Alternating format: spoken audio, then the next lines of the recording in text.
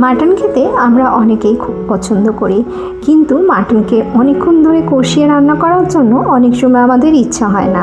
আমি আজকে চটপট কিভাবে মাটনটা বানানো যায় সেটারই একটা রেসিপি তোমাদের সঙ্গে শেয়ার করব। প্রথমে আমি এখানে 250 মাটন নিয়ে নিয়েছিলাম, ধুয়ে ভালো করে পরিষ্কার করে নিয়েছিলাম। এবার মাটনের মধ্যে আমি দিয়ে দিচ্ছি গ্রেট করে রাখা পেঁয়াজটা আমি চপারের সাহায্যে গ্রেট করে নিয়েছিলাম, একদম ছোট ছোট মিহি করে কেটে নিয়েছিলাম। এবার এর মধ্যে দিয়ে দিলাম আদা রসুন বাটা। আমি এখানে 2 চামচ আদা রসুন বাটা দিলাম। আমি এখানে রসুনের পরিমাণটা একটু বেশি রেখেছিলাম আর আদার পরিমাণ একটু কম, মানে এই 250 মাটনের জন্য আমি প্রায় 7-8 কোয়া রসুন দিয়েছিলাম আর 1 ইঞ্চি মতন আদা দিয়েছিলাম। এবার এর মধ্যে দিয়ে দিলাম পরিমাণ মতন হলুদ গুঁড়ো, আর দেবো এখানে জিরে আর ধনে গুঁড়ো। জিরে আর ধনে গুঁড়োর মধ্যে শুকনো লঙ্কাও ছিল, তাই সব মিশিয়ে যে গুঁড়োটা করা ছিল আমি সেটাই দিলাম, আর দিলাম পরিমাণ মতন নুন। এবার এটা ম্যারিনেট করার জন্য আমি দিয়ে দেবো এতে দই। এখানে আমি 2 চামচ টক দই ব্যবহার করলাম। টক দইটা দেওয়া হওয়ার পর এর মধ্যে আমি কালারের জন্য দিয়ে দিলাম কাশ্মীরি লঙ্কার গুঁড়ো, 1 চামচ কাশ্মীরি লঙ্কার গুঁড়ো দিলাম। আর দেবো এখানে একটু সরষের তেল, আমি এখানে 1 চামচের মতো সরষের তেল দিলাম। এবার এটাকে খুব ভালো করে হাতের সাহায্যে মেখে নিতে হবে। মাখাটা কিন্তু খুব ভালো করে মাখতে হবে, যত সুন্দর করে মাখা হবে মাটনটা খেতেও কিন্তু খুবই ভালো হবে।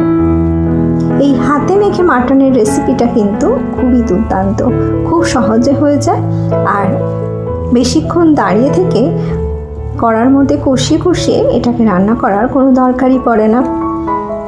এইভাবে ভালো করে মাখিয়ে নিতে হবে।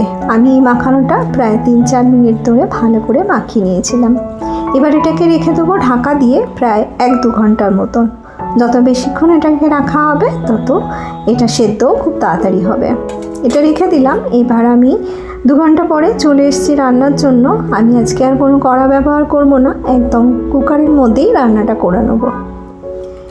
দিয়ে দিলাম এখানে সরষের তেল, আমি এখানে 2 চামচ সরষের তেল ব্যবহার করেছি। এবার মাটনে তো আলু খেতে আমরা সকলেই ভালোবাসি, তাই আমি এখানে আলুগুলোকে একটু তেলের মধ্যে দিয়ে দিচ্ছি, হালকা করে একটু ভেজে নেব। আপনারা চাইলে কিন্তু নাও ভাজতে পারেন। আমি খুব হালকা করে একটু তেলের মধ্যে ভেজে নিলাম। নিয়ে আলুটাকে আমি তুলে নেব। নিয়ে এই তেলের মধ্যেই আমি দিয়ে দেবো কিছু গোটা গরম মশলা। আমি এখানে ব্যবহার করেছিলাম একটা বড় এলাচ, 2টো ছোটো এলাচ আর 2 টুকরো দারচিনি।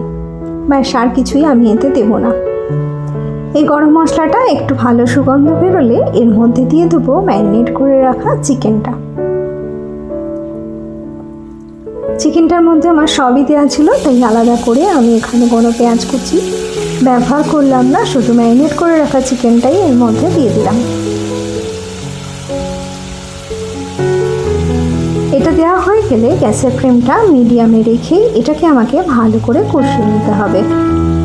গ্যাসের ফ্লেমটা মিডিয়ামে রেখে আমি কুকারের ঢাকাটাই হালকা করে ওপরে দিয়ে দেবো, দিয়ে এটাকে কষাতে থাকবো। ঢাকাটা হালকা করে দিয়ে রেখে দেবো, আর মাঝে মাঝে এসে এটাকে একটুখানি নেড়ে দেবো। এইভাবে কষাতেই দেখবেন মাটনের ঝোলের মধ্যেই কিন্তু মাটনটা অনেকটা সেদ্ধ হয়ে যাবে।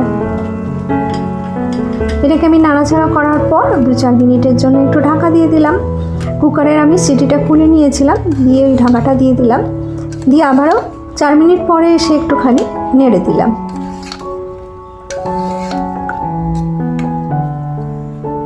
আবারও ঢাকা দিয়ে দেবো, দিয়ে আরও 4 মিনিট এইভাবে কষিয়ে নেব। দেখুন ঢাকা খুলে নেব, কতটা জল বেরিয়ে এসছে। এই জলটার মধ্যেই কিন্তু মাটনটা প্রায় অনেকটাই সেদ্ধ হয়ে যাবে। এইভাবে একবার করে একটু নেড়ে দিয়ে একটু ঢাকা দিয়ে দিলেই হয়ে যাবে। দেখুন জল আমার অনেকটাই শুকিয়ে গেছে, তেল আমার ওপরের দিকে চলে এসছে, মানে মাংসটা খুব ভালোভাবে কষানো হয়ে গেছে। পুরো মশলার সঙ্গে খুব ভালোভাবে কষিয়ে গেছে। এবার এর মধ্যে আমি দিয়ে দেবো গরম জল। তার আগে এর মধ্যে ভেজে রাখা আলুগুলোকে দিয়ে দেবো। আলুটা দিয়ে আরেকটু নেড়ে নেব।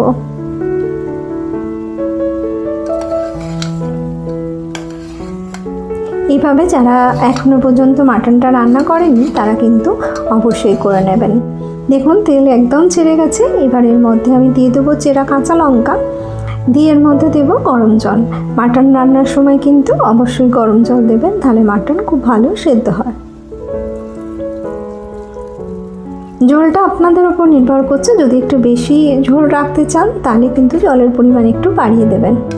আবারও ভালো করে মিশিয়ে দিলাম, দিয়ে একটু চেক করে নেব যে নুনটা ঠিক আছে কিনা। আমি এটা চেক করে মনে হয়েছিল নুন আমার একটু কম লেগেছিল, তাই আমি এতে আর একটু পরিমাণে নুন অ্যাড করে নিলাম।